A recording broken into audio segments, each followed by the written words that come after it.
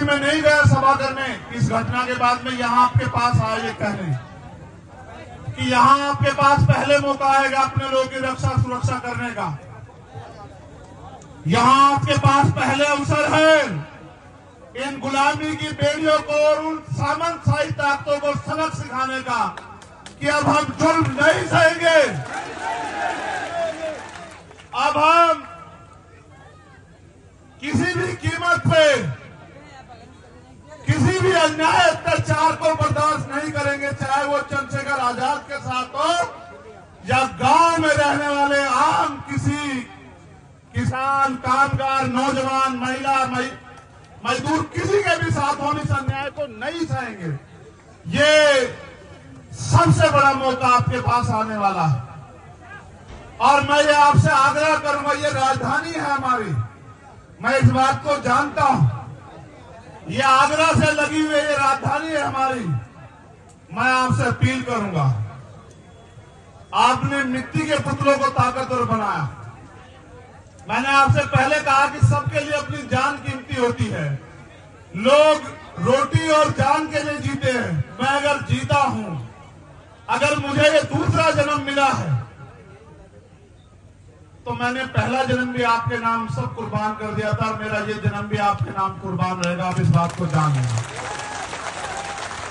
ना मैं आपके स्वाभिमान, सम्मान, आपके हक अधिकारों से पहले समझौता करता आया और ना आप करूंगा। मेरी जान जा सकती है लेकिन मैं कभी आपके अधिकारों के को झुकने नहीं दूंगा। ये वादा करने के लिए भरत पुराण है।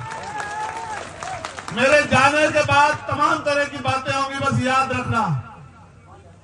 अगर आप ये सोचते हो कि आपके साथ यहां अन्याय हुआ, मैं दिन से कह रहा हूं, आपके पीठ पे पड़ी हुई एक एक लाठी चंद्रशेखर आजाद की पीठ पे पड़ी। जब कोई जालिम, देखो मुझसे लड़ाई क्या है मैं बता देता हूं।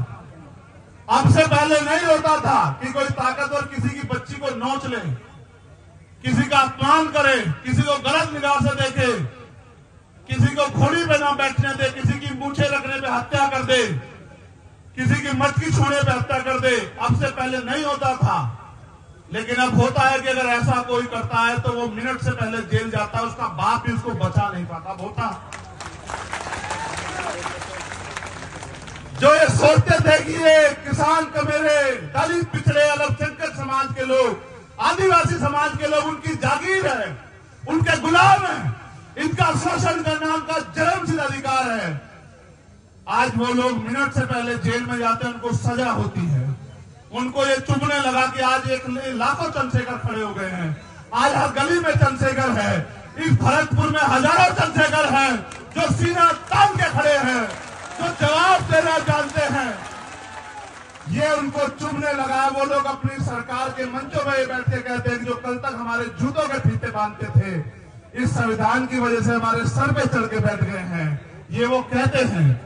मेरी लड़ाई ये है कि संविधान ने जो अधिकार आपको दिए वो सुरक्षित रहे और वो लागू हो और नए अवसर पैदा हो और भारतीय संविधान सुरक्षित रहे और बाबा साहब अम्बेडकर, सर छोटूराम और चौधरी चरण सिंह, चौधरी कुंभाराम आर्य, कोतवाल धन सिंह गुर्जर, जननायक बिरसा मुंडा और मान्यवर काशीराम साहब के अधूरे सपने पूरे हो। यही मेरा सपना है, इसलिए मैं राजस्थान में हूं और मैं जानता हूं